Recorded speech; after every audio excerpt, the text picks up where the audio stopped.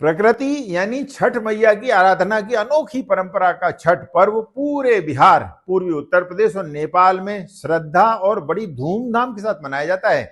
वास्तव में यह प्रकृति, आस्था और सामुदायिकता का अनूठा संगम है। यह 4 दिवसीय अनुष्ठान सूर्य और जल की पूजा का प्रतीक है, जो हमें प्रकृति के प्रति अपने सम्मान को दिखाता है।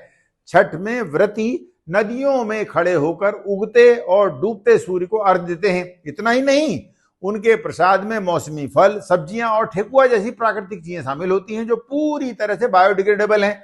यह पर्व सादगी और संयम का पाठ पढ़ाता है, जहां मांसाहार तो क्या, नमक तक वर्जित है। छठ पर्यावरण संरक्षण का अद्भुत संदेश देता है। लगातार प्रदूषित नदियां और गायब होते तालाब हमें चेतावनी देते हैं कि तमाम आडंबर और परंपराओं को छोड़कर प्रकृति को बचाना जरूरी है। क्या आप जानते हैं, होली और दीपावली जैसे त्योहारों से भी अधिक प्राचीन छठ पर्व वैदिक दर्शन से जुड़ा है, जो सूर्य, जल और प्रकृति के संतुलन की बात करता है। सबसे बड़ी बात तो यह है कि छठ सामुदायिक एकता का प्रतीक है। लोग प्रसाद बांटते हैं और एक दूसरे का सहारा बनते हैं। छठ हमें सिखाता है कि हमारा अस्तित्व और कल्याण केवल नदियों पर ही निर्भर है। नदियों की संख्या तो बढ़ने वाली नहीं, लेकिन हमारी जनसंख्या बेहिसाब बढ़ रही है। अरे जब नदी और तालाब ही नहीं बचेंगे तो आप छठ कहां मनाएंगे।